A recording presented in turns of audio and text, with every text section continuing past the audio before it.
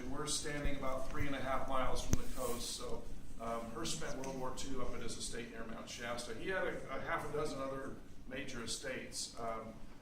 This was his main residence after the mid 1920s. And what happens in 1925, 26? Two different things going on that are very significant.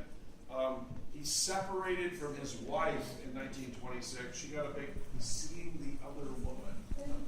So he separates from his wife. She gets a big place in Long Island, New York. And then the other thing that happens in the mid to late 1920s is he had telephones and teletype and telegraph operations installed here, and that's what allowed him to run the empire. If you have time later, you get down before they close it to the visitor center. There's a little museum down there that's free of charge. It's about this big. They have the old switchboard. So they had an 80 phone line switchboard staffed on the hilltop back then. What you're getting here is a focal point for cultural power. Joseph Kennedy in 1932 comes to San Simeon. You know that name, right? Father of John Kennedy. Yeah. Comes here in 1932 to get Hearst to support Franklin Roosevelt for president. So you had the Hollywood crowd and the writers and such, but there's some heavyweight politics going on here from time to time. I mentioned Winston Churchill was here in 1929. This is before he's British Prime Minister. Then about a year before he's Philippine President, Manuel Quezon was a guest here. He will be the first president of the modern Philippines. Manuel Quezon was here for Christmas dinner in December of 1934, along with the Soviet ambassador. Right, see where I'm going with this, right? You're in a house that looks like a church, and you've got an official atheist and the Soviet ambassador. You have Manuel Quezon, who's a devout Catholic, and Jack Warner of Warner Brothers, who's Jewish, for Christmas dinner. That's an ecumenical approach to guesting here. And so when you walked in this door 80 years ago, you're probably looking around to see who else is here. Who do you want to talk to? It's like I said, your grandparents' era of movie stars. Clark Gable, Betty Davis, Dolores Del Rio, Marlene Dietrich. These are all big names. Back 80 years ago, Barbara Stanwyck lounging around here. But it's also an art museum. William Randolph Hearst, in a letter to his architect in 1927, used the term museum.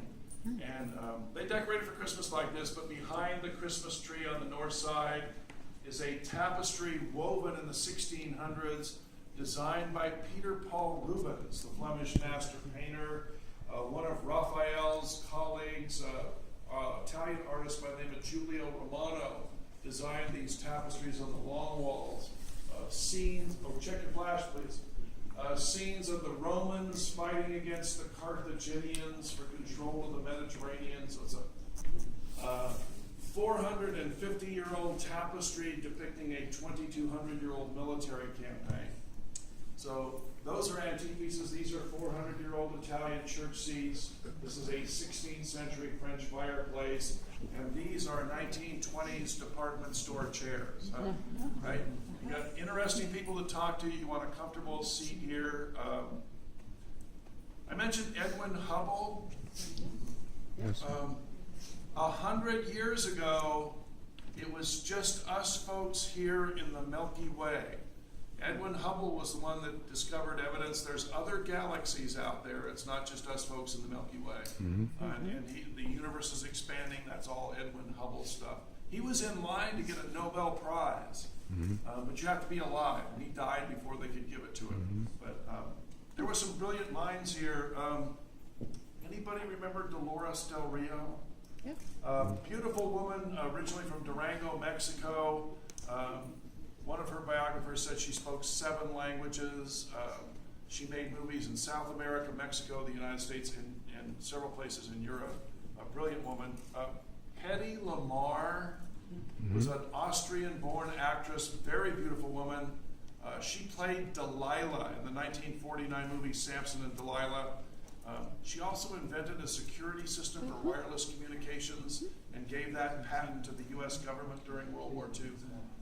2 Nobel Prize winners in physics, and Bob Hope and Bing Crosby, and Harpo Marx of the Marx Brothers comedy team. Keep in mind, radio is really big in the 1930s. George Burns and Gracie Allen were big on the radio. They were guests here.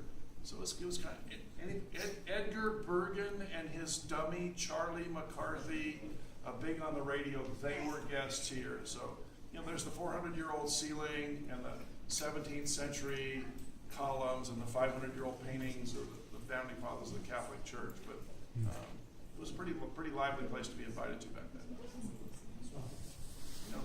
Yeah, about 2/3 of the ceiling is carved out of walnut back in the 1500s. The other 1/3 is plaster work from the 1920s to make it fit.